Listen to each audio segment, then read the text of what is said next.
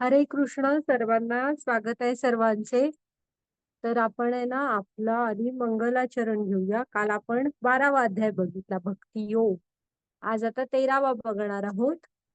त्याचं नाव आहे क्षेत्र क्षेत्रज्ञ विभाग योग. तर आपण आधी मंगलाचरणच म्हणू आणि मग तुम्हाला सांगते. तर ओम अज्ञानतिमिरान्धस्य ज्ञानांजन शलाकया चक्षुरुन्मीलितं येन तस्मै श्री गुरवे नमः. श्री चैतन्य मनोभीष्टं स्थापितं येन भूतले स्वयं रूप कदा मह्यं ददाति स्वपदान्तिकं. वन्देऽहं श्रीगुरो श्रीयुत्पदकमलं श्रीगुरुं वैष्णवां च.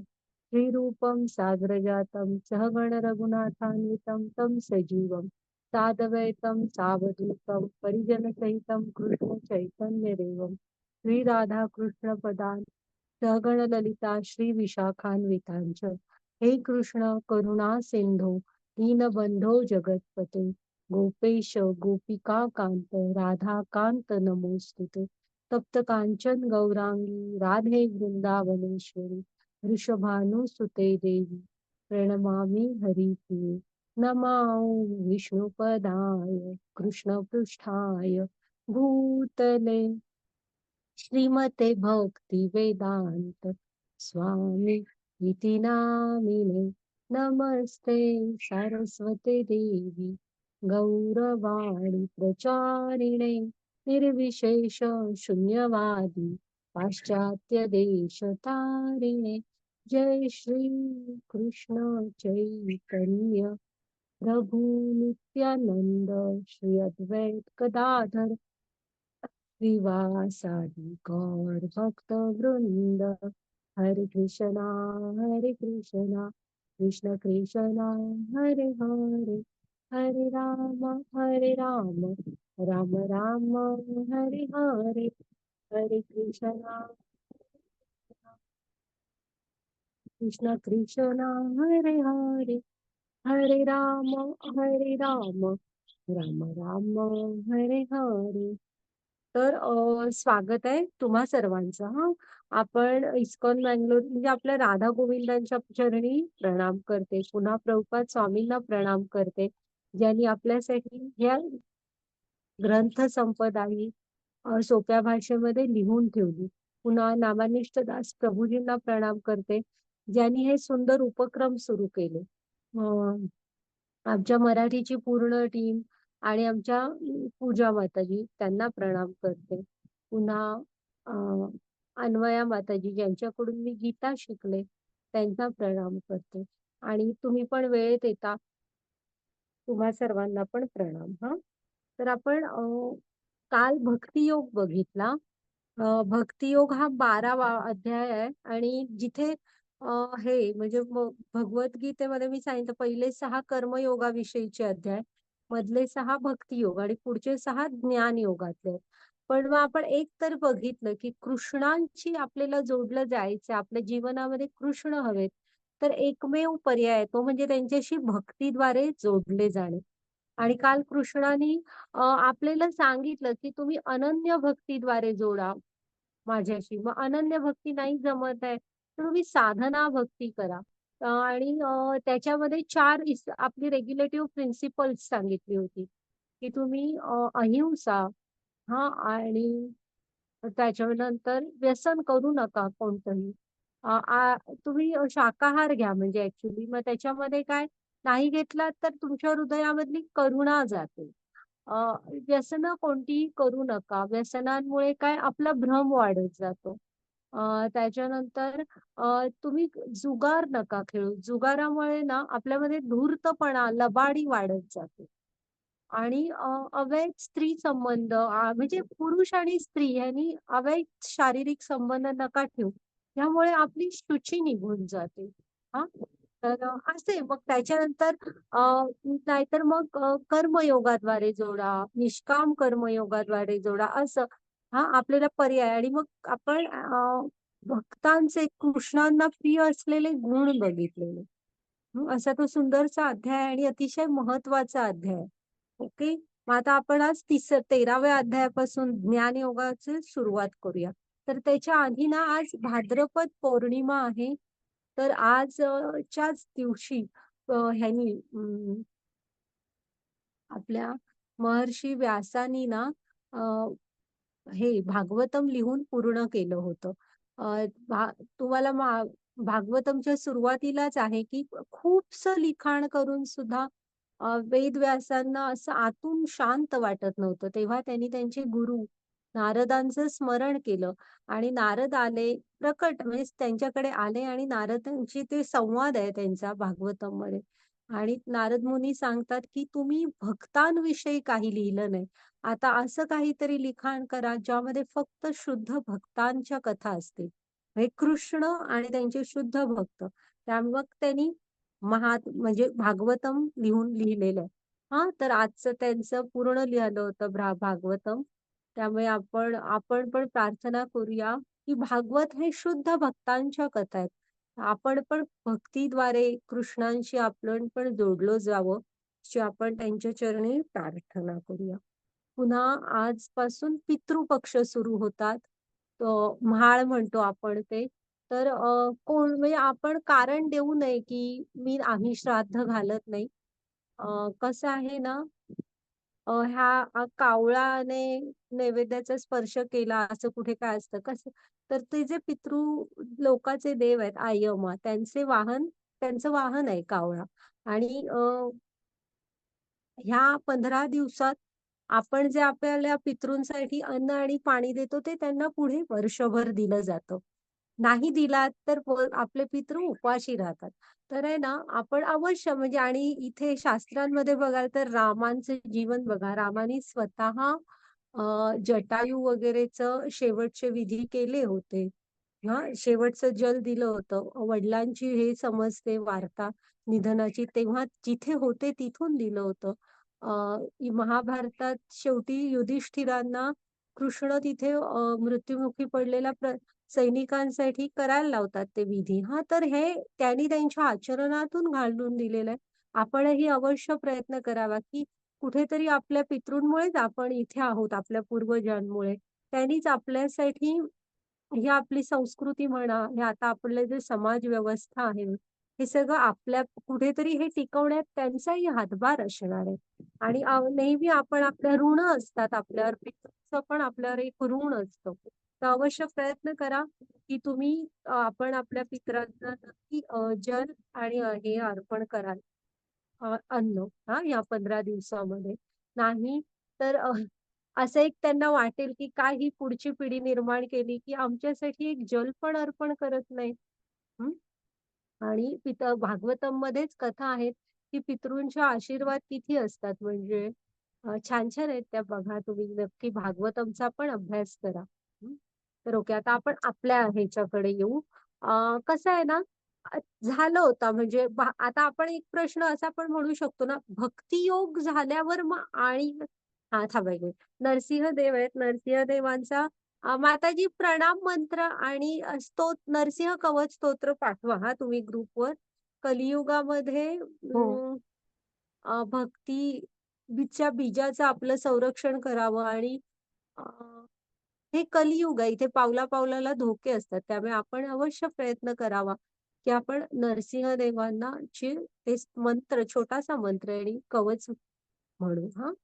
तर इथे आता मग आपल्याला प्रश्न पडतो ना, की काय बरं आता कारण आहे? भक्तियोग झाला ना, भक्तियोग झाल्यावर मग आता आपण काय शिकायचं बाकी आहे? कशासाठी आता ही पुढची भगवद्गीता? तर आहे ना, तुमची भक्ती सुरक्षित राहण्यासाठी तुम्ही ज्ञानाने सक्षम असावे लागता. अ, म्हणून हा ज्ञानयोग पुढे आहे, की आता तुम्हाला भक्तीविषयी जे कळलंय की इच्छा तरी जरा निर्माण झालीये, की मी कृष्णांशी भक्ती सेवेद्वारे जोडली जावी. तर ते जे भक्ती आहे आपली ती ज्ञानात स्थित असल्याशिवाय टिकून राहत नाही. म्हणजे विश्वामित्रांचं इथे उदाहरण घ्या तुम्ही. 3 वेळा हे झालं म्हणजे तिथून मागे म्हणजे त्या मार्गातून खाली अधःपतन झाल्यासारखं. पहिल्यांदा अ, राजा त्रिशंकू काय म्हणतो, मला पृथ्वीवरून स्वर्गात जाणारी हे म्हणजे पाठवून द्या. तर त्याला पाठवायसाठी ते आपलं प्रयत्न करतात. तर त्याच्यामध्ये त्यांचं तपोबल पूर्ण जातं. मग दुसऱ्यांदा मेनका येते. हां, मेनकेबरोबर पुढे हे ते स्टोरी सगळ्यांना माहीत आहे. मग तेव्हा पण तपोबल निघून जातं आणि परत रंभाला पाठवलं जातं. तेव्हा मात्र ते मेनकेबरोबरचा अनुभव माहीत असतो त्यामुळे ते तिला शाप देतात. तिची दगड बनवतात. पण त्यामध्ये पण क्रोध केल्यामुळे त्यांचं तपोबल जातं. तर त्यामुळे असं आहे, आपली भक्ती ही ज्ञानात स्थित असल्याशिवाय सुरक्षित राहत नाही. खूप गरजेला आहे.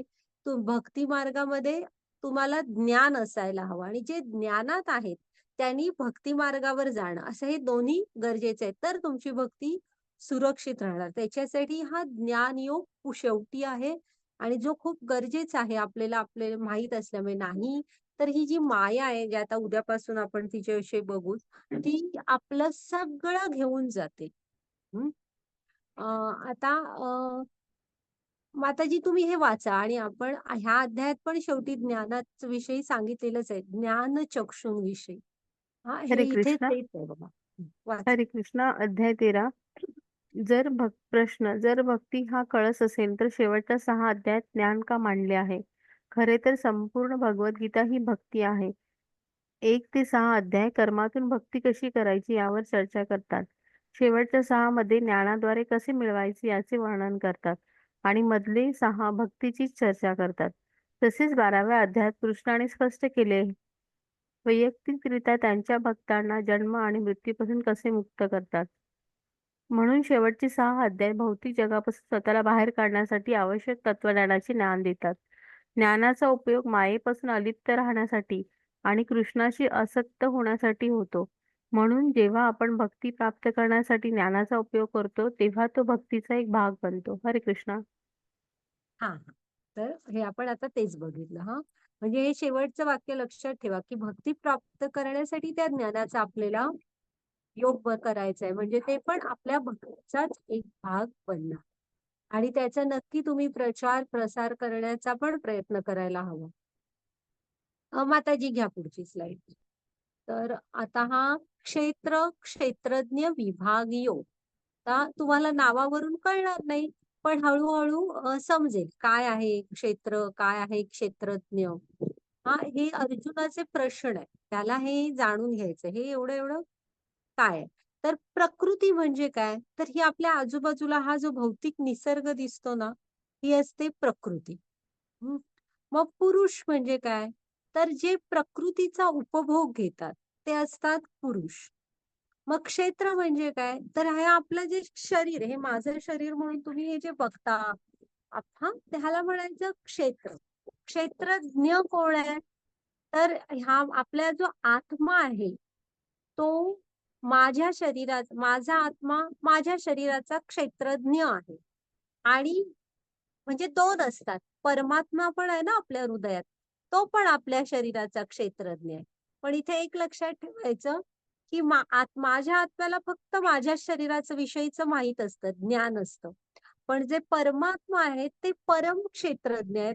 त्यांना सर्वांच्या विषयी माहिती आहे. हां, प्रत्येकाच्या हृदयात आहे. त्यामुळे ते परम क्षेत्रज्ञ आहेत. पण क्षेत्रज्ञ म्हणजे आत्मा आणि परमात्मा. ओके. ज्ञान काय? तर क्षेत्र काय आणि क्षेत्रज्ञ काय हे समजून घेणं म्हणजे ज्ञान आहे. कृष्ण ह्याला ज्ञान म्हणतायत. आणि ज्ञानम म्हणजे ज्ञानाचं ध्येय काय आहे? तर परमात्मा म्हणजे आपला आपण मुख्य म्हणजे मी आत्मा, शरीर नाही आत्मा आहे हे समजून घेणं, ह्याला ज्ञान म्हणतायत. आणि आत्म्याचा आणि परमात्म्याचा संबंध काय हे आपल्या ज्ञानाचं ध्येय आहे. तो जोडणं परत. हं. हे आपल्या ज्ञानाचं ध्येय असायला हवं. ओके, माताजी पुढची स्लाईड.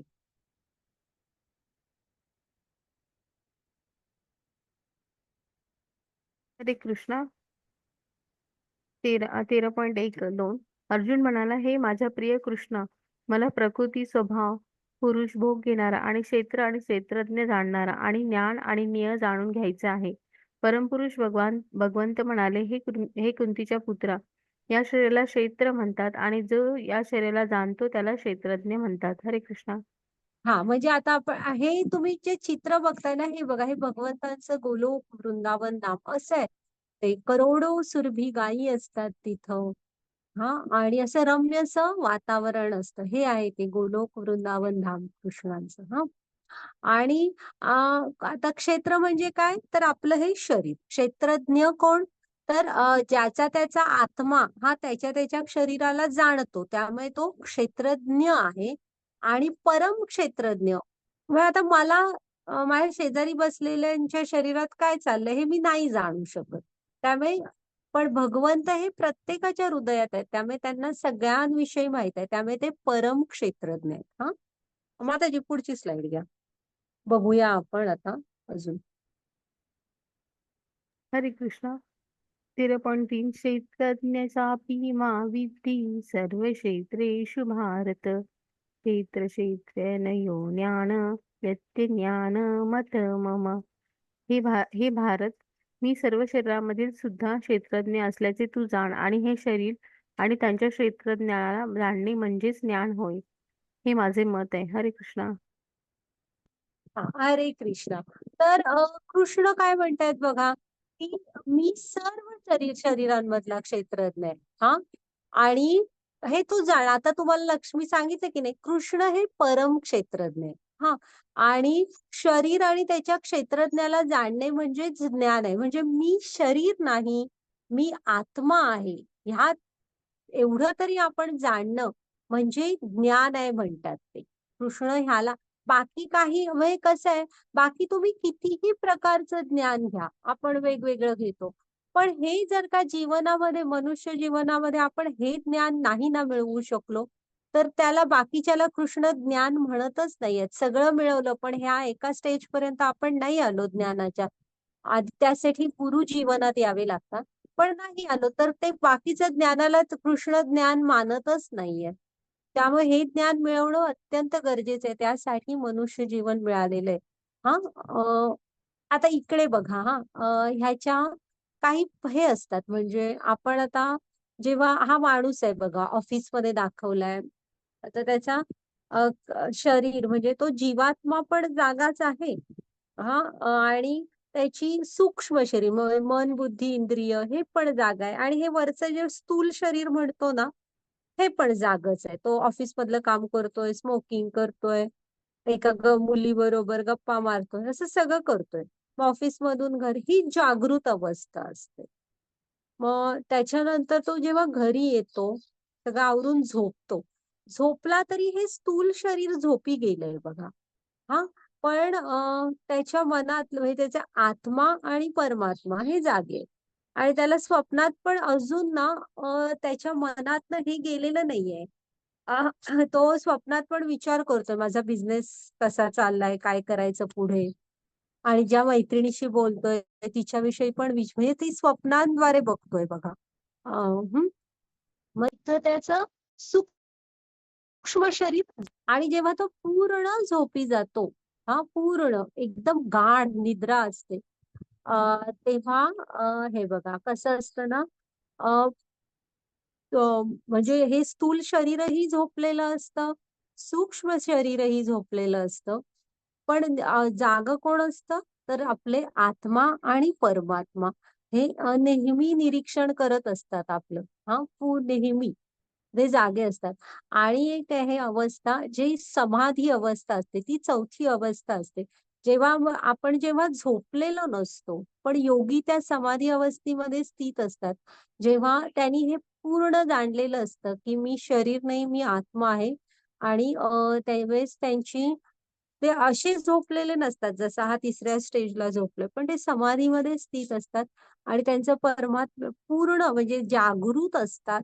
पण ह्या भौतिक ह्याच्याशी त्यांचं काहीही देणं घेणं नसतं. त्यांनी हे जाणलेलं असतं, की मी शरीर नाही, मी आत्मा आहे, आणि मी कृष्णांचा एक म्हणजे अंश आहे, आणि त्यांच्याशी त्यांचं कनेक्शन झालेलं असतं. तर ती एक अवस्था असते, ज्याला आपण बोली भाषेत त्याच्यात समाधी अवस्था म्हणतो. नाहीतर जनरली आपल्यासारख्यांच्या ह्या 3 स्टेजेस रोज येत असतात. आणि आत्मा आणि परमात्मा हा आपल्या हर एक ह्याचा म्हणजे ऍक्टिव्हिटीचा म्हणा, ते आपल्या हे असतात साक्षीदार. ओके, आपण त्यांना फसवू नाही शकत. माताजी, पुढची स्लाइड घ्या जरा. हा, तर इथं ना त्यांनी उदाहरण दिलंय क्षेत्र आणि क्षेत्रज्ञाचं. आता कसं आहे, हे जे समोर शेत आहे ना, ते समजा तुम्ही की तुमचं शेत आहे. मग ह्या शेतामध्ये तुम्ही कुठल्या भागामध्ये भुईमूग लावलाय, गहू लावलेत किंवा कुठे फुलांची शेती केली आहे.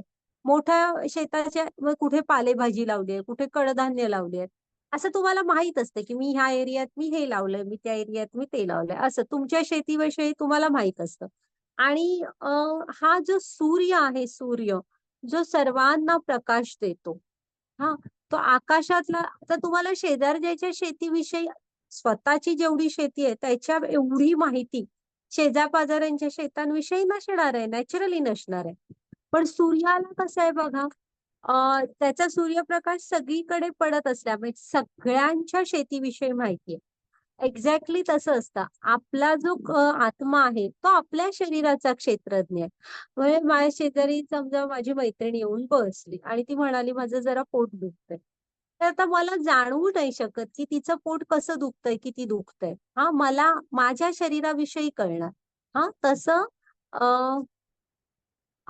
इथे आता सूर्य कसा सगळ्यांच्या शेतीविषयी माहित आहे त्याला, तसं परमात्मा म्हणजे कृष्णांना सर्वांच्या शरीराविषयी माहित आहे, कारण ते प्रत्येकाच्या हृदयामध्ये आहे, चतुर्भुज नारायण रूपात स्थित असतात. हा, ओके.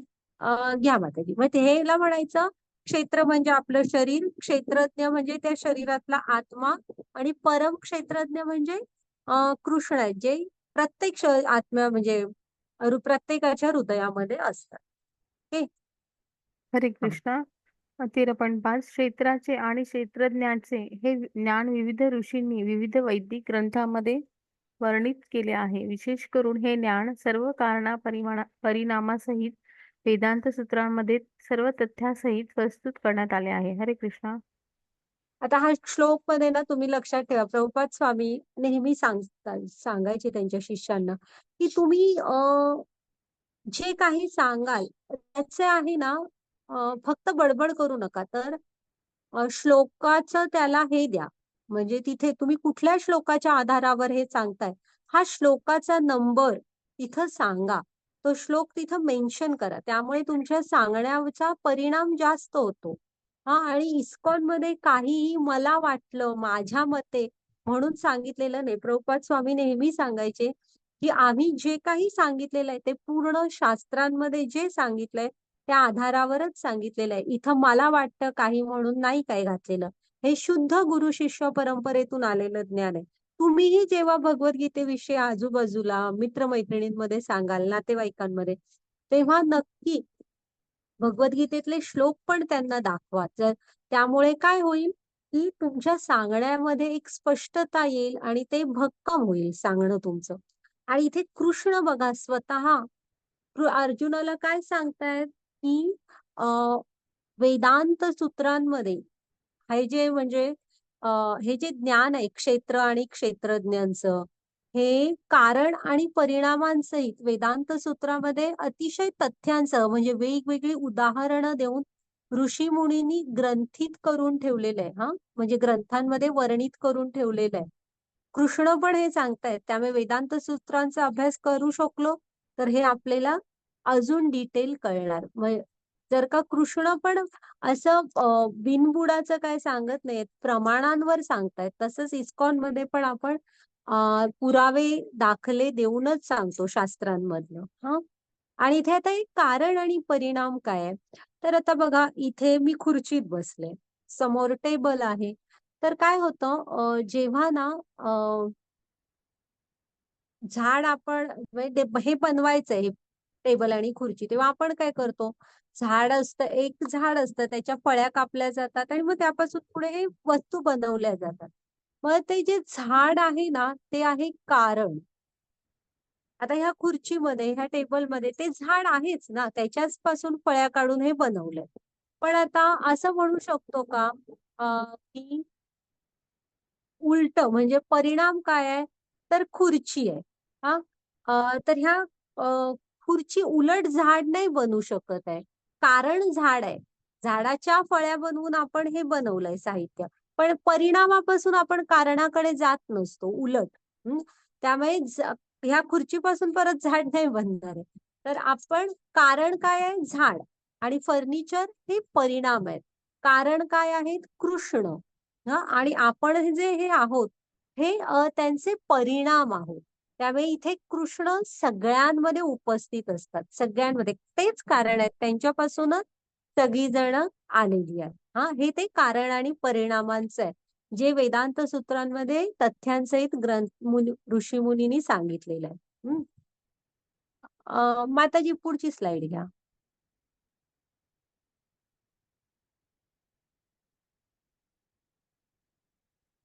थांबा थांबा इथे थांबा.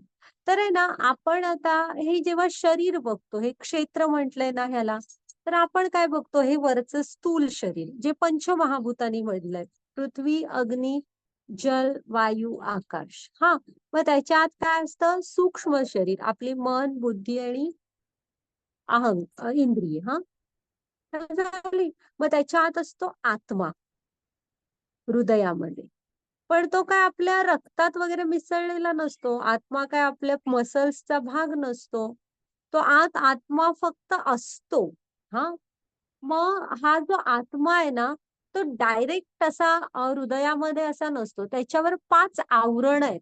तर हे शरीर, आत्म्यावर कशी भौतिक शरीर आणि सूक्ष्म शरीर अशी 2 आहेत. म्हणजे हे वरचं स्थूल शरीर आणि सूक्ष्म शरीर अशी 2 आवरण आहेत ना, तशीच आत्म्यावर ही 5 आवरण आहेत. कुठली? अन्नमय कोश, प्राणमय कोश, ज्ञानमय कोश, विज्ञानमय कोश आणि आनंदमय कोश.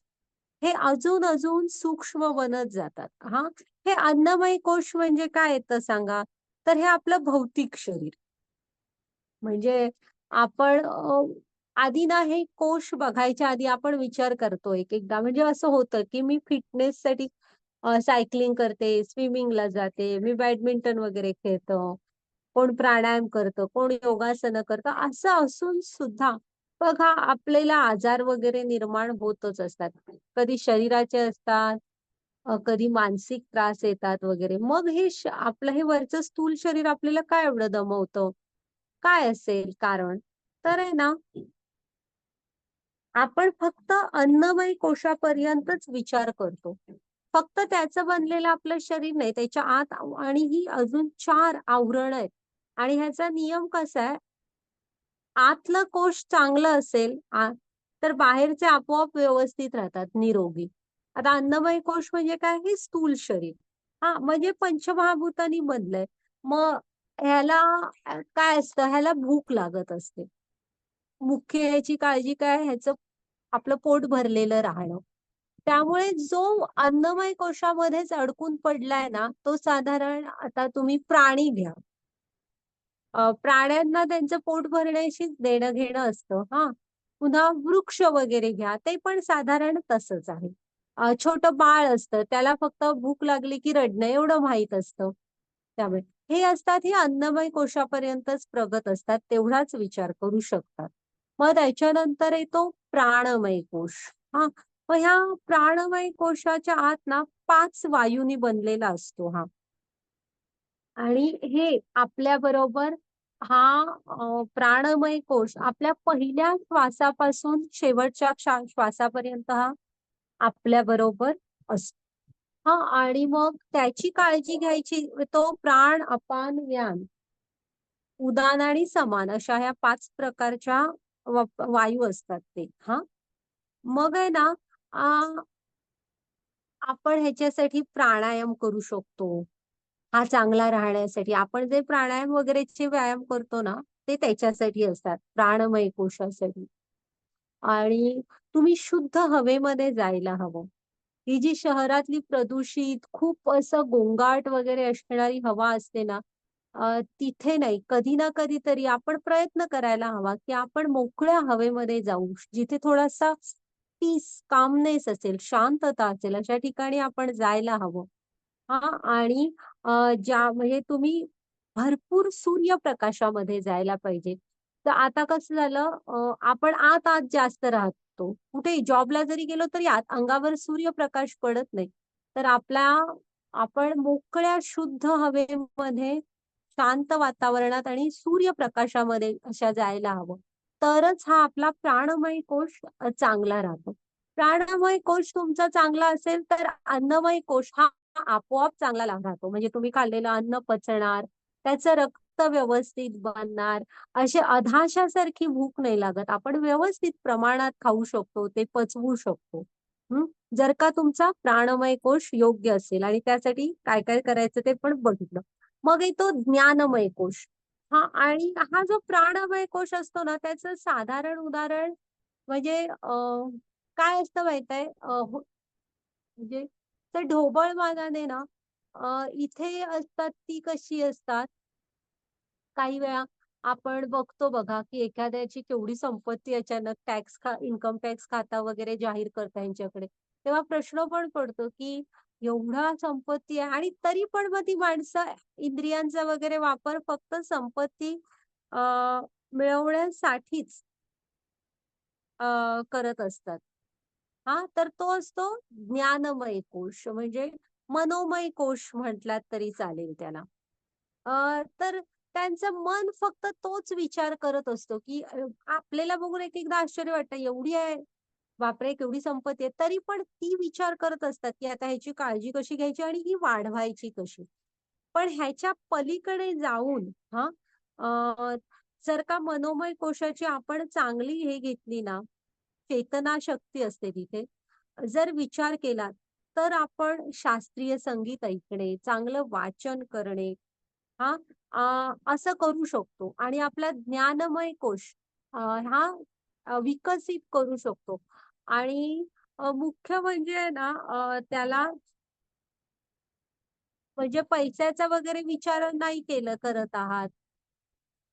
पण अचानक आता तुम्ही म्हटलात, की मी माझ्या ज्ञानमय कोशाने थोडं आध्यात्मिक ज्ञान वगैरे घेईल. पण आता आपण एक उदाहरण घेता येईल या ज्ञानमय कोशाला, की आता तुम्ही विचार करा, एखाद्या आईने एखाद्या लहान बाळाला त्याच्या लहानपणापासून फक्त चटपटीत खायची सवय लावली.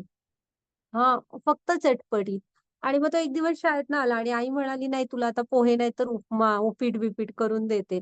ते खातं ते मूल रडायला लागणार. ते काय म्हणणार, "मला बटाटे वडा पाहिजे, नाहीतर समोसा पाहिजे" वगैरे असं भांडेल ते कदाचित.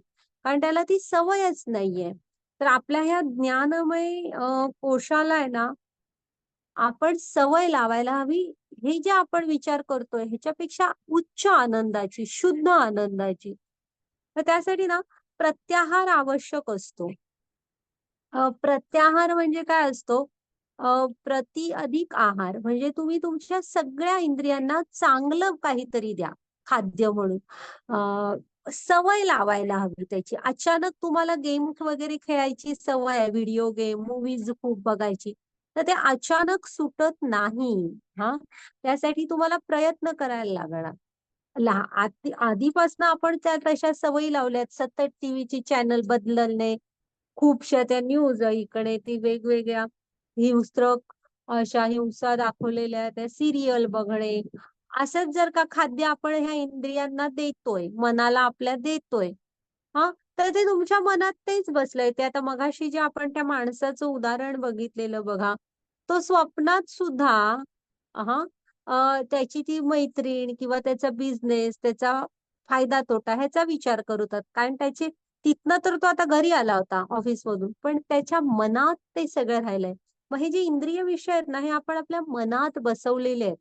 जेव्हा आपल्याला आपला ज्ञानमय कोश प्युअर करायचा असेल, शुद्ध करायचा असेल, तर आहे ना आपण मंत्रांचा म्हणजे मंत्र जप करायला हवा. त्याचा पहिला आधार आपण घ्यायला हवा. आणि हे जे मंत्र आहेत आपल्याकडे, आता आपला हरे कृष्ण, कृष्ण कृष्ण हरे हरे, हरे राम, राम राम हरे हरे. तर हे जे विविध मंत्र आहेत ना, हे भौतिक नाहीयेत, ही पृथ्वीवरची वाणी नाही. ती आध्यात्मिक लोकातनं आलेली आध्यात्मिक वाणी आहे.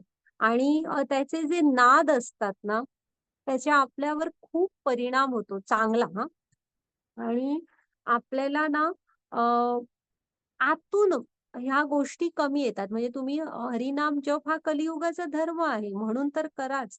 पण जेव्हा तुम्ही व्यवस्थित जॉब कराल, तेव्हा बघा, की आतून आपल्याला हे सतत आपलं धावणारं मन असतं ना, हे चल म्हणजे एक वेळ अशी येईल, की तुमचा मित्र तुम्हाला म्हणेल, की "चल पिक्चर बघायला जाऊया."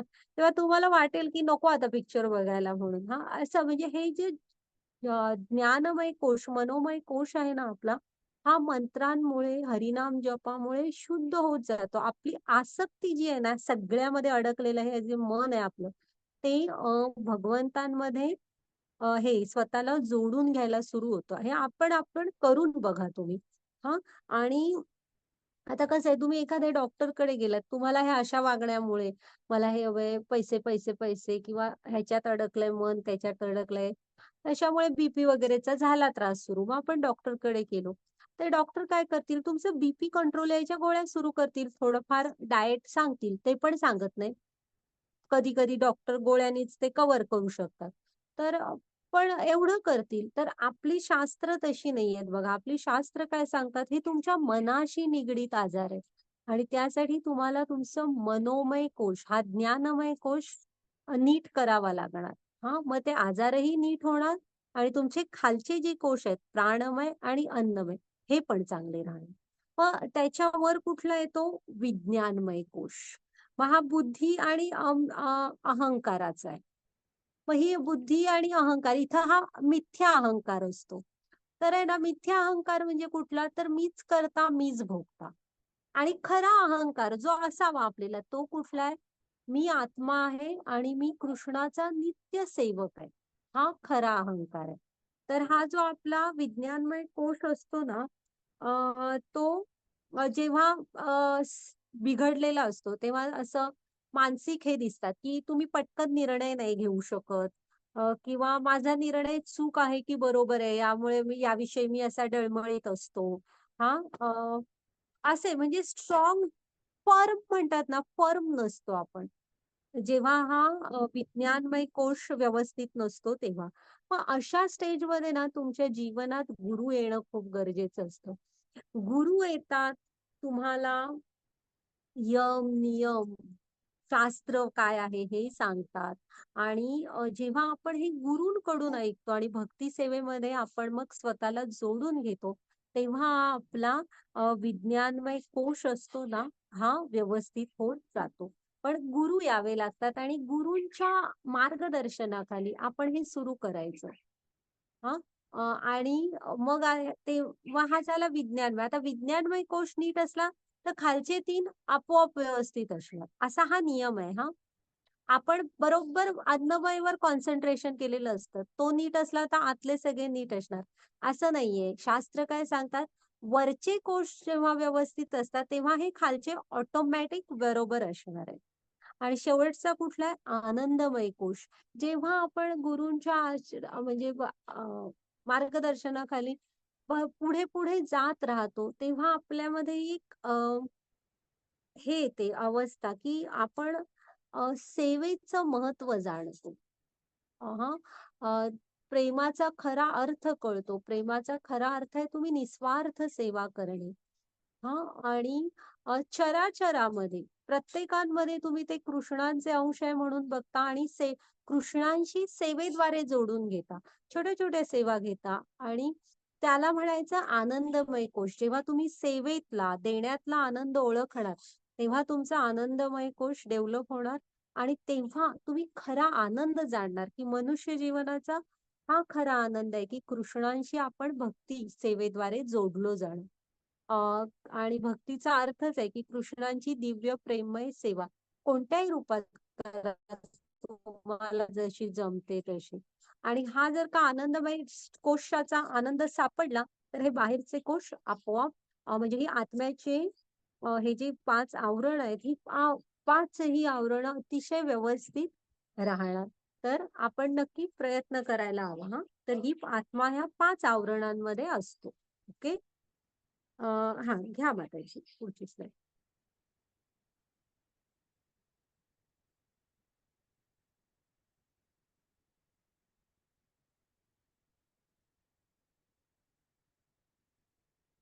हरे कृष्णा. 13.67 पंचमहाभूते मिथ्या अहंकार बुद्धी अव्यक्त 10 इंद्रिये आणि मन, 5 इंद्रिय विषय, इच्छा, द्वेष, सुख, दुःख, समूह, चेतना आणि धैर्य या सर्वांना त्यांच्या विकारांसहित संक्षेपाने क्षेत्र असे म्हटले जाते. हरे कृष्णा. हरे कृष्ण. हा, तर हे आपलं क्षेत्र कशाने बनलेलं आहे शरीर? तर ही 24 आहेत. हा, ह्या 24 ने गोष्टींनी आपलं हे शरीर बनलेलं आहे, क्षेत्र. हा, शरीर म्हणजे क्षेत्र. तर तुम्ही जेव्हा हा अध्याय वाचाल तेव्हा तर तुम्ही कॅल्क्युलेट करा की हे अ, काळं आलं माझं स्क्रीन. आता दिसते, आता दिसते. तर आहे ना, ह्या 24 तत्वांनी आपलं हे क्षेत्र बनलेलं आहे. म्हणजे आपल्याला माहित हवं ना, की आपलं शरीर नक्की कशा-कशाने बनलंय. तर इथे कृष्णाने सांगितलेलं आहे. 1 मिनिट हं. अ, सर्वप्रथम इथे पंचमहाभूत म्हणजे काय तर बघा, पृथ्वी, अग्नी, जल, वायू, आकाश. ते झालं. की त्याच्यानंतर मिथ्या अहंकार, बुद्धी आणि अव्यक्त त्रिगुण. हा, अव्यक्त हे इथे एक धरले, ते 3 आहेत.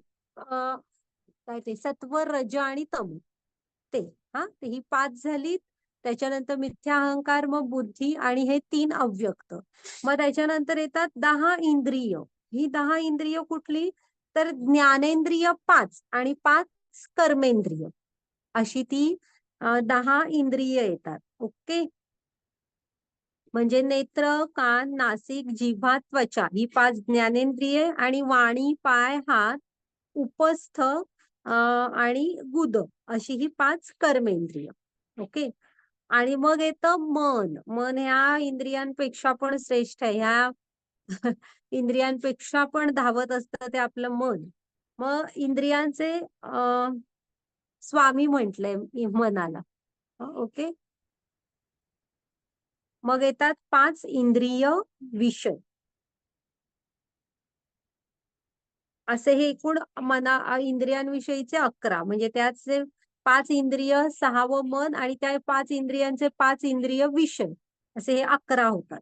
त्याच्यानंतर म्हणजे तेच ते सॉरी. ते कुठले इंद्रिय विषय? शब्द, स्पर्श, रूप, रस आणि गंध हे ते 5 इंद्रिय विषय आहेत. हां. तर अशा रीतीने या 24 तत्वांच्या समूहाला क्षेत्र म्हटलेलं आहे. लक्षात आलं ना? ही 24 आहे. ओके. आणि तुम्ही जर का जर मनुष्याने या 24 तत्वांचे पृथक्करणात्मक अध्ययन केले, तर तो क्षेत्राचे स्वरूप जाणू शकतो. आणि हे जे आपल्याला हे होतात म्हणजे इच्छा, द्वेष, सुख, दुःख ह्या भावभावना होत असतात ना, त्या ह्या 24 तत्वांचं वेगवेगळं कॉम्बिनेशन असतं. ज्या आपल्या जाणीवा होत असतात त्या. ओके. आता इकडेच बघा, हा जीवनाच्या सॉरी मनुष्याच्या शरीराचा रथ दाखवलाय. तो आत्मा कसा भांबावून बसलाय. त्याला वाटत असतं, की या शरीराचा उपयोग आपण असा करावा, की म्हणजे मी तुम्हाला सांगितलं ना ह्याचं काय आहे, तर लगाम कुणाच्या हातात आहे? बुद्धीच्या. लगाम कोण आहे? मन आहे आणि ही घोडे म्हणजे इंद्रिय आहेत. मग ती इंद्रिय कंट्रोलमध्ये कधी राहणार? मन कंट्रोलमध्ये असलं, लगाम ओढला तर. त्यामुळे आपल्या बुद्धीने मनावर ताबा ठेवा. मन कंट्रोलमध्ये असलं की इंद्रिय कंट्रोलमध्ये राहणार आणि हा जीवनाचा रथ व्यवस्थित पुढे जाईल. ओके. हा, घ्या माताजी पुढची स्लाइड. हरे कृष्णा. 13.8 ते 12. नम्रता, निरहंकार, अहिंसा, सहनशीलता, सरळपणा, आध्यात्मिक गुरुला शरण जाणे, पावित्र्य, स्थैर्य, आत्मसंयमन, इंद्रियांविषयांचा त्याग, मिथ्या अहंकाररहित जन्म, मृत्यू, जरा, व्याधी इत्यादींमधील दुःख दोष जाणणे, अनासक्ती, घरदार, पत्नी, मुले, बाळे इत्यादीपासून अनासक्ती, इष्ट आणि अनिष्ट गोष्टीमध्ये समचित्त राहणे, माझी निरंतर आणि अनन्य भक्ती एकांतवासात राहण्याची उत्कट इच्छा करणे, सामान्य लोकांपासून अलग होणे, आत्मसाक्षात्काराच्या महत्त्वाचा स्वीकार करणे आणि परमसत्याचा तत्वज्ञानात्मक शोध हे सर्व ज्ञान आहे असे मी घोषित करतो. या व्यतिरिक्त जे काय आहे ते सारे अज्ञानच आहे. हरे कृष्णा. हा, तर इथे हे तुम्ही थोडस स्वतः वाचा. हे पण प्रत्येक गोष्ट नाही सांगू शकत. खूप ना गहिरे आहेत हे. छोटे-छोटे शब्द दिसतात खरं. तर आहे ना, ह्या सगळ्याला कृष्ण ज्ञान म्हणतायत बघा. आणि या व्यतिरिक्त हे न घेता तुम्ही कितीही काहीही मिळवलं, तरी त्या सगळ्याला कृष्ण अज्ञान म्हणतायत. म्हणजे मनुष्य जो दुर्लभ असा मनुष्य जन्म आहे, त्याचा आपण काहीही उपयोग केला नाही. हं, असं होणार. ते साऱ्याला ते अज्ञान म्हणतात. आता इथे नम्रता आपण बघितलेलं, एक नम्र मनुष्य कुणाला म्हणतात, जो ज्ञानात स्थित असतो. तो आठवतोय ना श्लोक? की एक मग तो नम्र मनुष्य कसं ज्ञानाच्या नजरेने बघतो. एक गाय, हत्ती, कुत्रा, ब्राह्मण आणि चांडाळ यांना तो सम बघतो. मग सम काय बघतो? तर तो त्यांच्या हृदयामधला परमात्मा बघतो. तर ही असते नम्रता. आता इथे अहिंसा मी तुम्हाला काल सांगितलं होतं बघा अहिंसेचं. तर अहिंसाचा अर्थ काय असतो? तर तुम्ही दुसऱ्याच्या प्रगतीमध्ये अडथळा न बनणे. हां. मग इथं प्राण्यांचं आता काल सांगितलं होतं, की तुम्ही एखाद्या प्राण्याला खाण्यासाठी मारलं, तर त्याच्या त्या शरीरात ठरलेले दिवस असतात. ते पूर्ण होत नाहीत. मग ते पूर्ण करण्यासाठी त्या आत्म्याला परत तशाच शरीरात जन्म घ्यावा लागतो. ते दिवस पूर्ण करून मग पुढचं जे शरीर असतात. मग एक जन्माचा त्याला वळसा पडतो, जास्त घ्यावा लागतो. हे एक झालं. दुसरं, तुम्ही अशा पोझिशनमध्ये आहात, की कुणाचं तरी काहीतरी प्रगती होतेय, तर त्या आपण त्याच्यात अडथळा नाही बनायला हवं. त्यांची प्रगती व्हायला आपण अडथळा नाही. तीही अहिंसा असते, की तुम्ही दुसऱ्याच्या प्रगतीच्या आड येणं. आणि मुख्य म्हणजे सगळ्यात महत्वाची आत्म्याच्या प्रगतीच्या मध्ये अडथळा बनू नका. आपल्या आत्म्याचा खरा आनंद आहे. तो काय? तर तो कृष्णांशी जोडला जाणे. कारण तो आता त्याचा अंश आहे. एक मूल बघा आपल्या आईसाठी किती आई कुठेतरी 2 तास त्याला घरी ठेवून गेली, तर ते आपणही ह्या ह्याच्यातून गेलोय. आपण आतून किती वाट बघत असतो आपल्या आईची. हो की नाही? तसं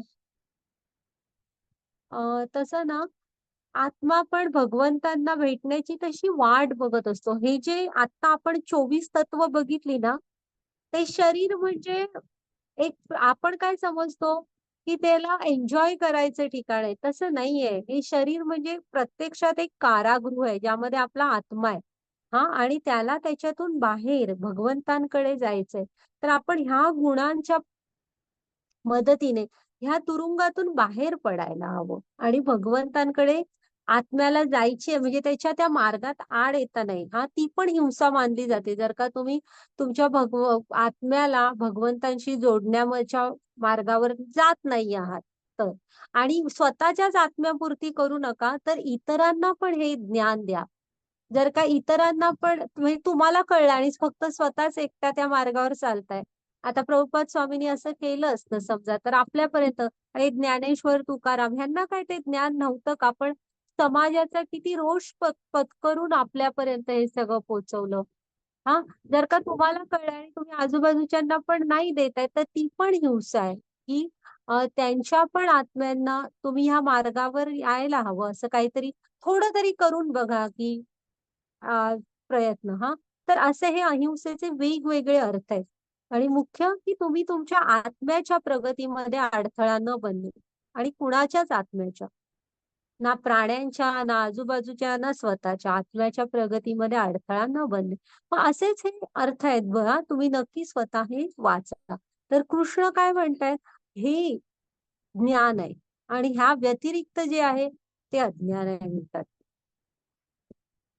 मग घ्या माताजी पुढची स्लाईड. हां, वाचा माताजी.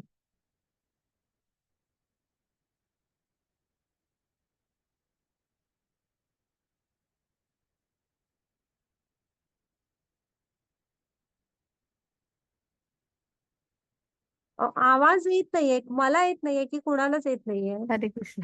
मी म्यूटवर वाचते माताजी. अरे, नम्रता. असं झालं मी म्हटलं कर्सर पुढे सरकतोय. आवाज काहीच नाही.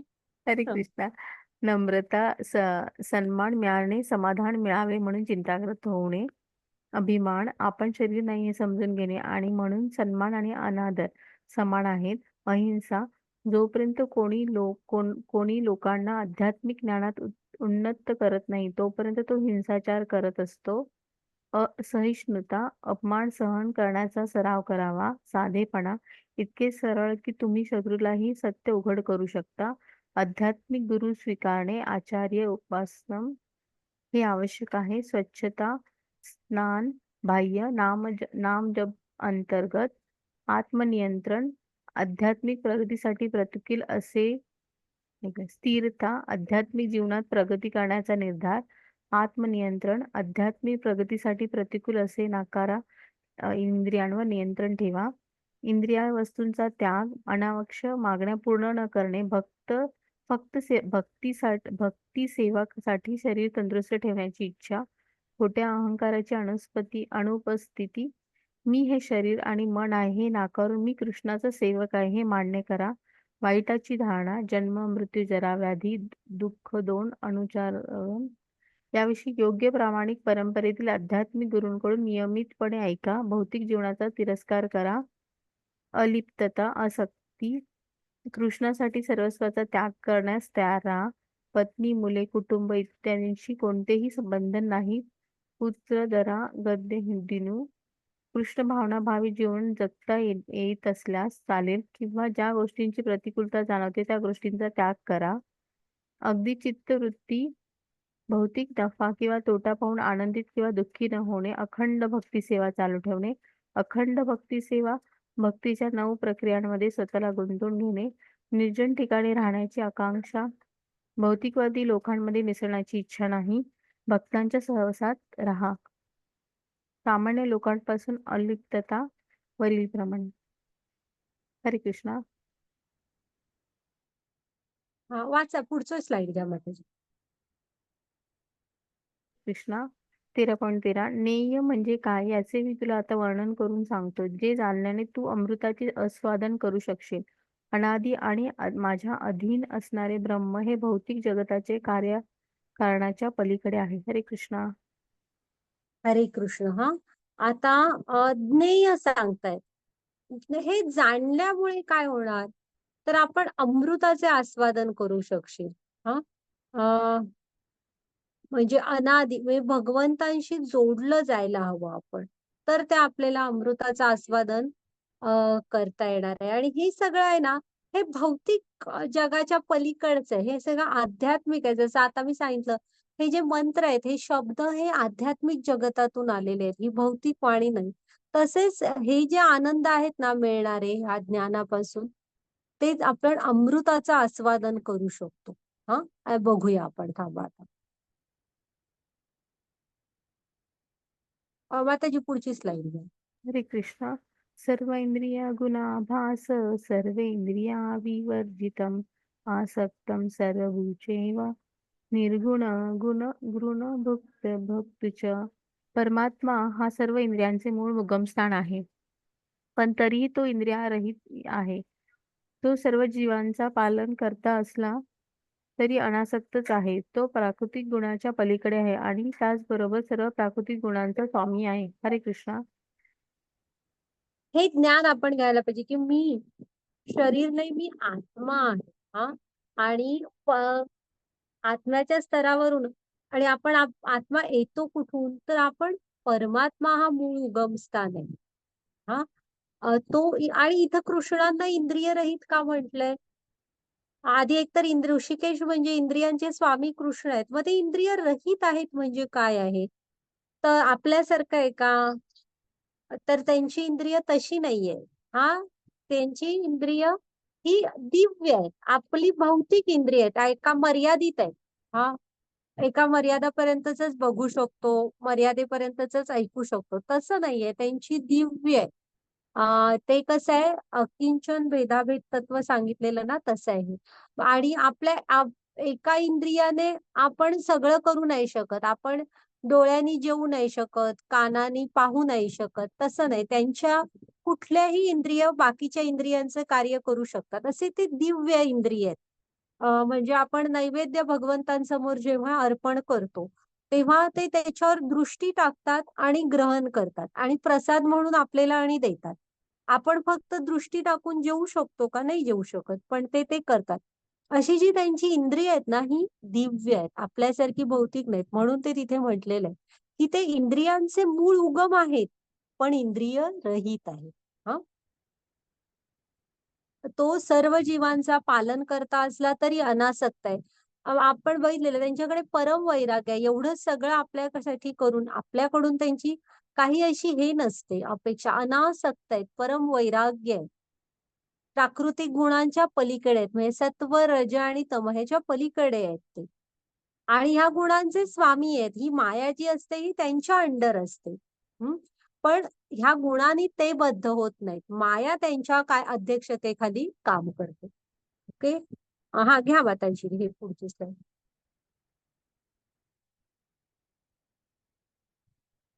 हरे कृष्ण. 13.16 बहिंतरच्या भूतनामाचर चरमेवच सूक्ष्मतत्वाद्विद्येय दूरस्थ शांतिके च तत. एक मिनिट पुढे आहे का? हरे कृष्णा. परम सत्य हे सर्व चराचर प्राणीमात्राच्या अंतरात आणि बाहेर आहे. ते सूक्ष्म असल्यामुळे भौतिक इंद्रियांच्या पाहण्याचा किंवा जाणण्याचा ग्रहणशक्ती पलीकडे आहे. ते जरी अत्यंत दूर असले तरी ते सर्वांच्या जवळही आहे. हरे कृष्णा.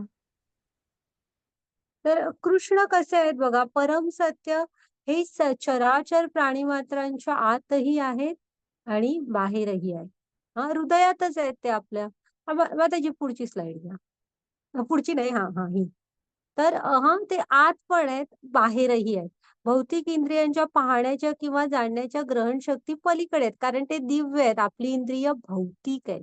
हा आपण या भौतिक इंद्रियांनी नाही जाणू शकत, त्यासाठी आपल्याला ज्ञानाची नजर यायला हवी मग. ते जरी अत्यंत दूर असले तरी सर्वांच्या जवळ आहेत. दूर म्हणजे किती दूर आहेत? गोलोक वृंदावन धामात आहेत ते. पण अत्यंत जवळ आहेत, कारण आपल्या आत्म्याचे शेजारी परमात्मा रूपामध्ये, चतुर्भुज नारायण रूपामध्ये सगळ्यांच्या हृदयात आहेत. आणि चेतना रूपाने इथे अणुमध्ये सामावलेले आहेत. इतके जवळ आहेत. मग आता इथे ना कृष्ण इथे म्हणतायत बघा, की भौतिक इंद्रियांच्या पाहण्याच्या आणि जाणण्याच्या ग्रहणशक्तीच्या पलीकडे आहे, किंवा मी अत्यंत दूर असलो तर जवळ आहे.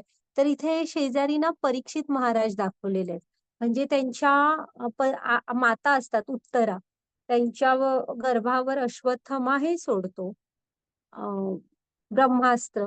तेव्हा त्या कृष्णांची प्रार्थना करतात की माझा गर्भ वाचवा कृष्णा. तेव्हा परीक्षित महाराजांच्या हृदयातले परमात्मा बाहेर येतात आणि परीक्षित महाराजांचं त्या ब्रह्मास्त्राच्या परिणामांपासून पूर्ण रक्षण करतात. त्यामुळे परीक्षित महाराजांनी ना बालपणात त्यांना बघितलेलं असतं. आणि ते तेव्हा जेव्हा बाहेर येतात ना, म्हणजे मातेच्या गर्भातून जन्म घेतात, तेव्हा ते असे सगळ्यांचं निरीक्षण करत असतात की कोण बरं तो दिव्य पुरुष हाच आहेत का कोणते मी जे मातेच्या गर्भात म्हणजे दिसलेले दर्शन झालेलं मला ज्यांचं, ते हेच आहेत का असं सगळ्यांकडे परीक्षण करून बघत असतात. म्हणून त्यांचं नाव परीक्षित नाव महाराज पडलं होतं. हा हा घ्या माताजी.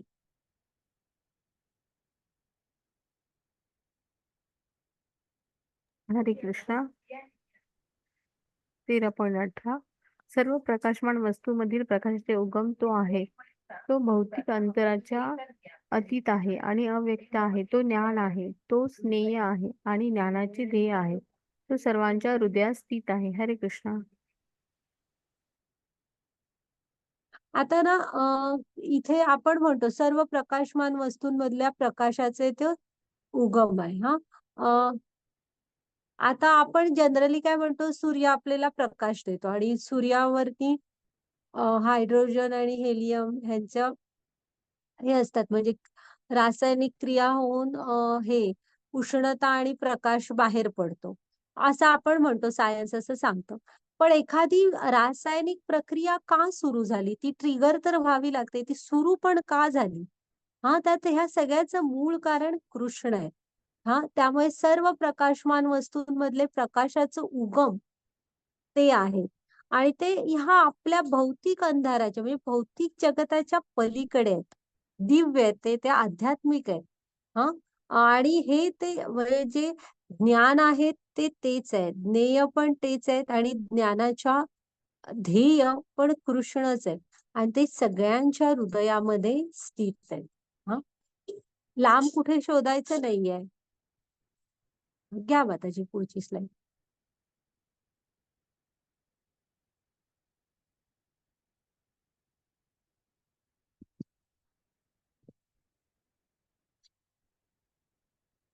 हरे कृष्णा. 13.19 अशा प्रकारे क्रियाकल्पांचे क्षेत्र, शरीर, ज्ञान आणि ज्ञेय हे मी थोडक्यात वर्णन केले आहे. केवळ माझे भक्तच हे पूर्णपणे समजू शकतात आणि अशा प्रकारे माझ्या स्वभावाची प्राप्ती करू शकतात. हरे कृष्णा.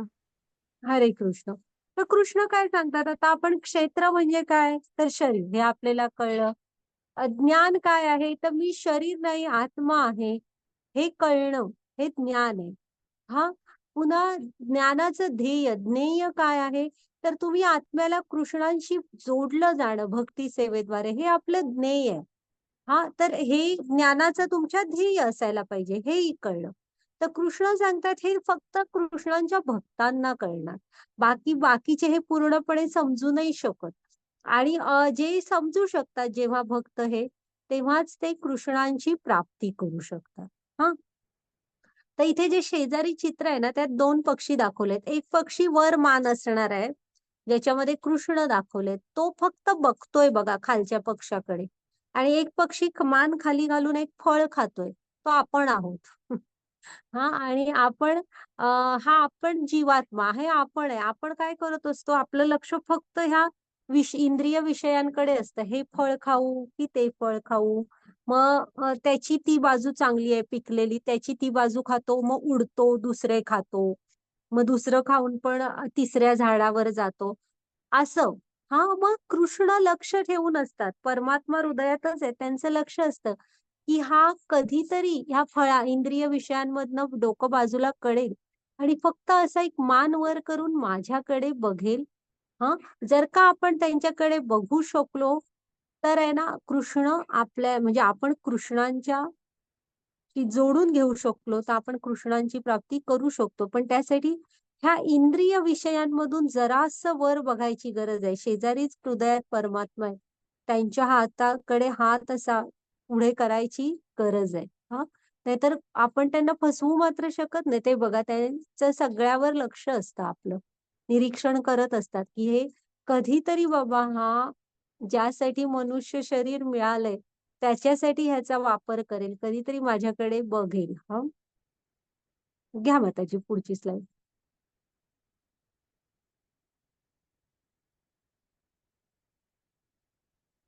हरे कृष्णा. 13.20 भौतिक प्रकृती आणि जीव हे दोन्ही अनादी असल्याचे जाण. त्यांचे विकार आणि त्रिगुण हे भौतिक प्रकृतीपासून उत्पन्न होतात. हरे कृष्णा. म्हणजे आता हे 84 लाख विविध योनी का बरं आहेत, असं पण प्रश्न पडू शकतो ना. तर हे आपल्या इच्छांमुळे झालेले आहेत त्या योनी. हा, म्हणजे आपल्या इतक्या अनियंत्रित इच्छा असतात. कधी आपल्याला नुसतं मांसाहार खाण्यातच रस असतो, तर मग मांसाहारी म्हणजे मांजर, वाघ, सिंह अशी शरीरं बनली जातात. ही तेच आता खाण्याची इच्छा आहे. बाबा मी मनुष्य शरीर कृष्ण म्हणतात ह्याच्यासाठी नाही बनवलेलं की फक्त तुम्ही म्हणजे असं करा. मग ज्या शरीरात तुम्ही ते योग्य प्रकारे करू शकता तिकडे चला. ज्यांना अतिशय आळस आहे, काही खातात, समोर आलंय विचार न करता सगळं खातात, मग त्यांच्यासारख्यांसाठी डुकराचं शरीर बनतं. तर ह्याला कृष्ण कारण नाहीये. हा, आपले अनादी सत्य आहे हे की आपले जे विकार आणि त्रिगुण आहेत, म्हणजे आपल्या इच्छा म्हणजे ज्या पृथ्वी सत्व रज तम ह्याच्या जेव्हा आपण ज्याच्या प्रभावाखाली असतो तेव्हा ज्या आपल्याला अनियंत्रित इच्छा, म्हणजे ही पूर्ण झाली की ती झाली की ती, अशा ज्या वेगवेगळ्या इच्छा त्याच्यापासून हे भौतिक हे उत्पन्न होत असतात, ही वेगवेगळ्या योनी. आणि आपला अखंडित त्याच्यामध्ये प्रवास सुरू असतो. हे सगळं आपल्या इच्छेवर अवलंबून असतं. हम्म, कृष्णांमुळे नाही, आपल्या कामना अनियंत्रित इच्छांमुळे हे सगळं सुरू असतं.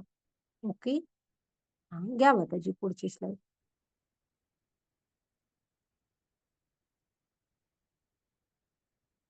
आणि ना उद्याच्या अध्यायात आपण हे छान प्रकारे बघू आपण, हे त्रिगुण म्हणजे काय आहेत आणि त्याच्या कंट्रोलमध्ये का बरं असतो आपण. हा, पूर्ण अध्यायच त्याच्यावर येतो. हा, वाचा माताजी. हरे कृष्णा. कार्यकरणा कर्तृत्वे हेतु प्रकृतिरुच्यते.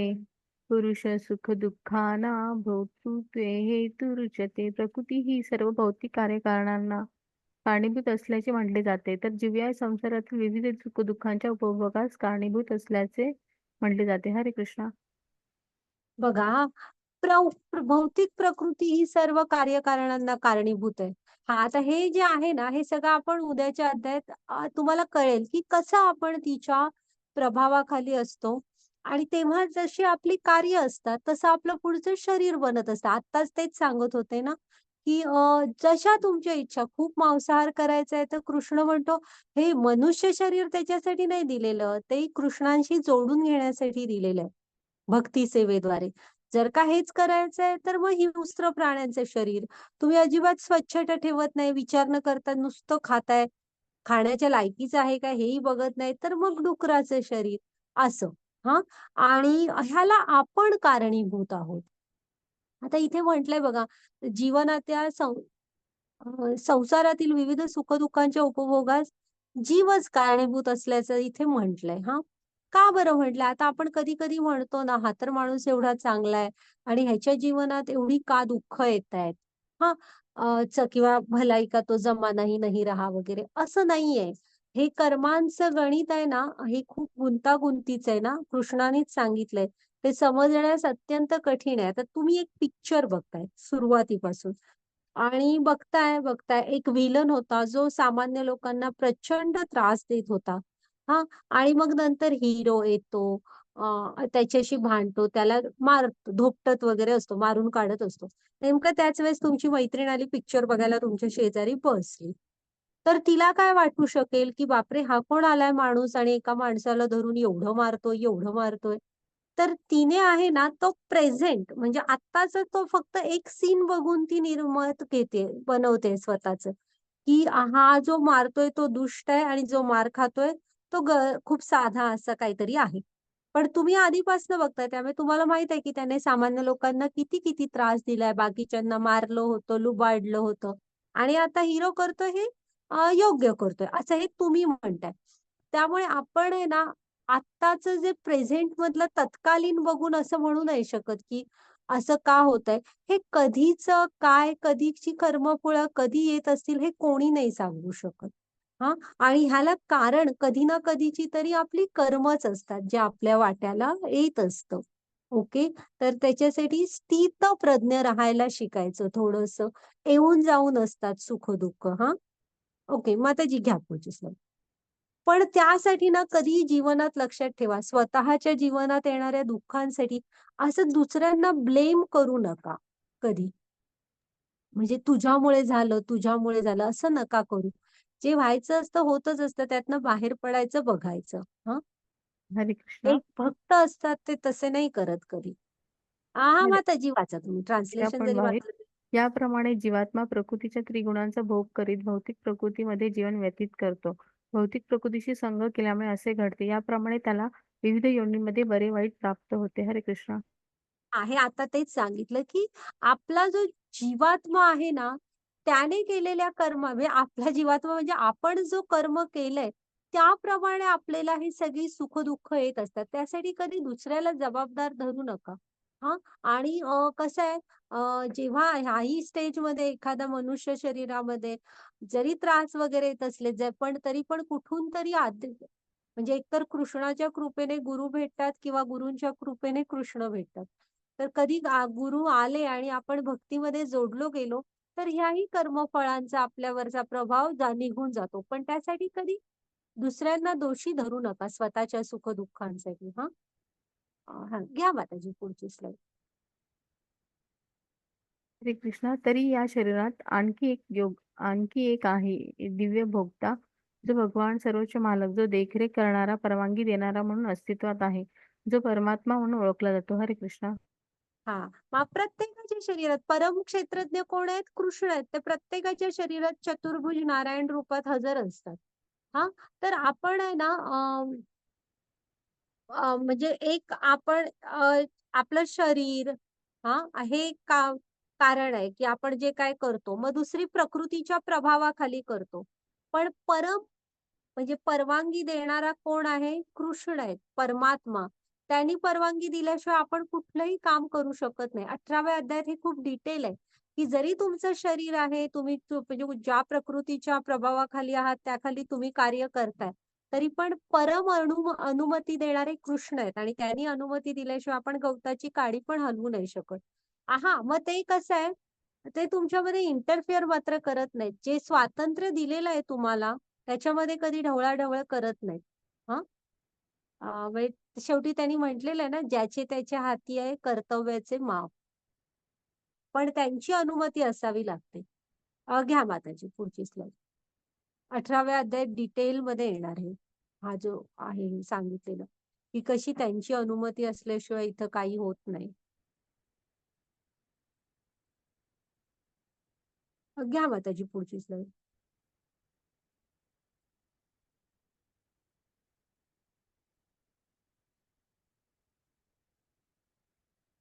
बघा इथे काय म्हटलंय, की जो कोणी म्हणजे आता हे ज्ञान, ज्ञेय हे समजून का उपयोग? तर बघा, जो भौतिक प्रकृती, जीव, त्रिगुणांचे विकार या संबंधीचे तत्व जाणतो, त्याला निश्चित मोक्ष प्राप्ती होते. त्याची वर्तमान स्थिती कशीही असली तरी त्याचं या ठिकाणी पुनर्जन्म होत नाही. म्हणजे ह्या जाणण्याचा उपयोग काय आहे मला असं कोणी वाटलं, तर हे आहे बघा, की जेव्हा आपण क्षेत्र म्हणजे मी शरीर नाही आत्मा आहे आणि मी कृष्णांचा नित्य सेवक आहे हे जाणतो, भक्तीने त्यांच्याशी जोडून घेतो. पुन्हा परम कारण कोण आहेत? कृष्ण आहेत आणि परिणाम आपण आहोत. हे जाणतो हां, तेव्हा आपल्याला मोक्ष म्हणजे तुम्ही वर्तमान स्थिती मग तुमची कशी असू दे, तर तुम्ही मोक्षाचे हे होता अधिकारी. आता इथे परीक्षित महाराज आहेत, 7च दिवसांचं आयुष्य होतं. तर 7 दिवसामध्ये शुकदेव गोस्वामींकडून भागवतम ऐकलं आणि मोक्ष प्राप्ती केली. भलेही तक्षक साप येऊन चावला असेल, तो प्रश्न नाही. पण त्यांचे ते गोलोक वृंदावन धामामध्ये निघून गेले भागवत कथा ऐकून हां. तर असं आहे. ठीक. घ्या माताजी पुढची स्लाईड. म्हणजे हा जो जन्म-मृत्यूचा फेरा आहे ना, पुन्हा काय माहिती किती कालापासून त्यातच फिरतोय. तर ह्यातनं आपल्याला मुक्ती मिळते. आत्मा वाट बघत असतो, की किती ही शरीरं बदलायची हं. घ्या माताजी पुढची स्लाईड.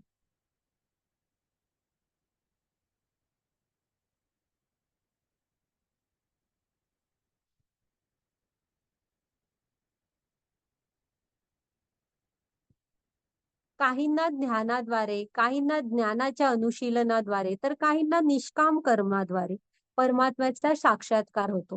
म्हणजे मार्ग तुम्ही कुठलाही हे करा. ध्यान योग घ्या, ज्ञान योग घ्या किंवा निष्काम कर्मयोग घ्या. मार्ग कुठलाही घ्या, शेवटी तुम्हाला कृष्णांपर्यंतच आपण पोहोचणार आहे आणि भक्तीमध्येच त्यांच्या जोडले जाणार आहोत आपण हां. मार्ग कुठलाही असू दे, शेवटी पोहोचणार आहोत भक्ती सेवेपर्यंत आणि तिथून कृष्णांपर्यंत हां. ओके. माताजी घ्या पुढची स्लाईड.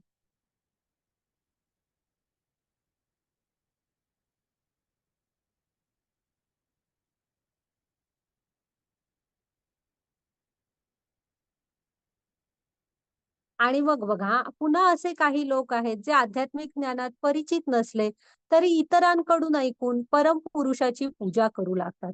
अधिकाऱ्यांकडून ऐकण्याचा त्यांच्या प्रवृत्तीमुळे ते जन्म-मृत्यूचा मार्गही ओलांडतात. म्हणजे ना, आता समजा की आपण ह्या कुठल्या मार्गावर नाही. आता आपण आलो नाही अचानक इकडे ऑनलाईन ॲडव्हर्टाइज बघितली आणि जॉइन केली गीता आणि जोडलो गेलो. शेवटी गुरूंच्या कुठेतरी गुरूंच्या आशीर्वाद म्हणायचे.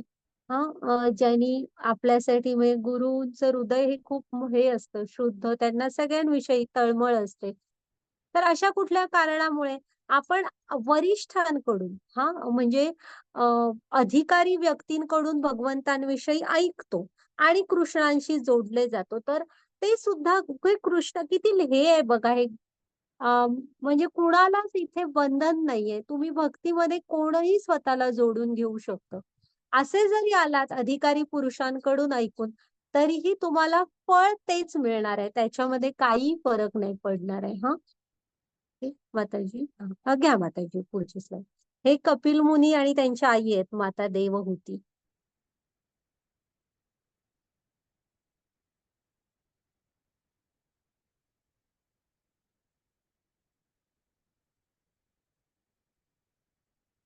पुढची स्लाइड झाले असणार आता आपले. हा, एकच. तर हे भरत शर्व चर आणि अचर असे तू जे काही अस्तित्वात पाहत आहेस ते क्षेत्र आणि क्षेत्रज्ञ यांच्या केवळ संयोगापासून निर्माण होते हे जाण. म्हणजे इथे जे काय अचल अचल हे क्षेत्र आणि क्षेत्रज्ञ यांच्या ह्यांच्यापासूनच निर्माण होत असतं. म्हणजे कृष्णाने ऑलरेडी सगळं दिलेलं आहे आणि त्यांच्यापासून म्हणजे कारण परम कारण ते आहेत. आणि आपण त्यांचे परिणाम आहोत. ठीक. घ्या माताजी पुढची स्लाइड. म्हणजे इथे अस्तित्वात आहे ते सगळं. हा, आता ही ज्ञानाची नजर काय असते, ज्ञान चक्षु आपल्याला पण हे यायला पाहिजे. जो मनुष्य सर्व देहांमध्ये जीवात्म्याला साथ देणाऱ्या परमात्म्याला पाहतो आणि जो जाणतो की नश्वर देहामधील आत्म्याचा आणि परमात्म्याचा कधीही विनाश होत नाही, तो यथार्थ रूपाने पाहतो. म्हणजे आपला आत्मा आहे ना, तो आपल्या हृदयात राहतो ह्या 5 आवरणांमध्ये. पण आपला आत्मा कधी आपल्या ब्लड मध्ये वगैरे मिसळत नाही. तो फक्त हृदयामध्ये स्थित असतो. हा, तर इथे आपण हे जाणायला पाहिजे की आपण सगळ्यांमध्ये भगवंतांचा अंश आहेत. हा, स्वतः चतुर्भुज नारायण रूपात भगवंत हजर आहेत हे पाहायला हवं. आणि तो जाणतो की आत्मा आणि परमात्मा यांचा कधीही विनाश होत नाही. वरच्या शरीराला फारसं महत्व देत नाही. हम्म. ह्याला म्हणायचं तुमच्याकडे ज्ञानाची दृष्टी आहे, यथार्थ दृष्टी आहे. ओके. हा, माताजी घ्या पुढची स्लाइड. जो मनुष्य सर्व जीवांमध्ये परमात्म्याला समान रूपाने उपस्थित असल्याचे पाहतो, तो मनामुळे स्वतःची अधोगती होऊ देत नाही. याप्रमाणे तो परम गतीला पोहोचतो. हे आपण बघितलेलं आहे. ज्ञानी मनुष्य कसा त्यांना समान बघतो. ह्यामुळे ना आपण स्वतःची अधोगती होऊ देत नसतो. आपण चराचरामध्ये सगळ्यांवर प्रेम करतो. सगळ्यांशी मित्रत्वाने वगैरे वागतो. का तर आपण त्यांच्या हृदयातले परमात्मा बघत असतो. आणि यामुळे आपण परमगती, परमगती म्हणजे काय, कृष्णांची प्राप्ती करतो. म्हणजे कृष्णांशी जोडले जातो, अधिकाधिक कृष्णांची प्राप्ती करतो. तर ही ज्ञानाची नजर आपल्यामध्ये यायला हवी, ही ज्ञानाची चक्षु आपल्याला असायला हवी. घ्या माझी पुढची स्लाइड.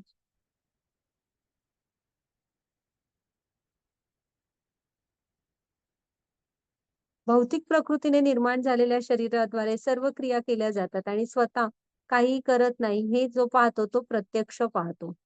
आता हे उद्या कळणार की तुम्ही असं का म्हणताय की भौतिक प्रकृतीने निर्माण केलेल्या शरीराद्वारे सर्व क्रिया केल्या जातात. तर आत्मा हा फक्त आत असतो. तो काय करतो, भगवंतांचा नित्य अंश आहे, सनातन आहे. हा, पण त्या कर्म ही आपण करत असतो. त्याप्रमाणे जे शरीर तयार होतं तो त्याच्यामध्ये जात असतो. असं. ओके. बघू आपण कसे प्रकृतीच्या 3 गुणांखाली कर्म करत असतो आपण. की तो कशाचा भाग बनत नाही, पार्ट अँड पार्टिकल. घ्या माताजी पुढची स्टेप.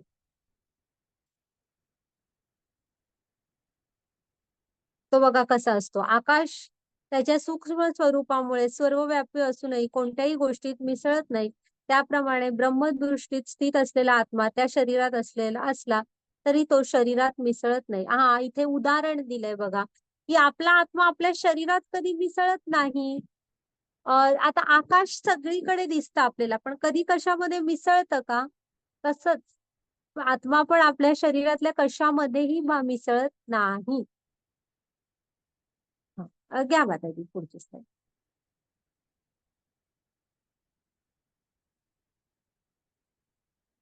हरे कृष्ण. हे भारता, जसा सूर्य एकटाच या सर्व विश्वाला प्रकाशित करतो, त्याचप्रमाणे शरीरातील एक जीव चैतन्याने संपूर्ण शरीराला प्रकाशित करतो.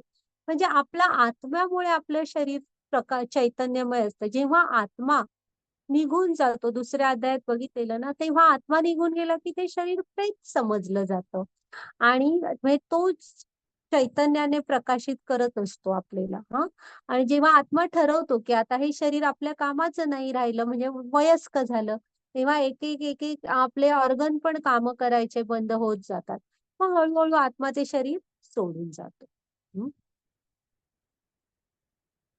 तसं म्हणजे आत्म्यामुळेही आपलं शरीर चेतना असते त्याच्यामध्ये. ओके. हा, घ्या माताजी पुढची स्लाइड.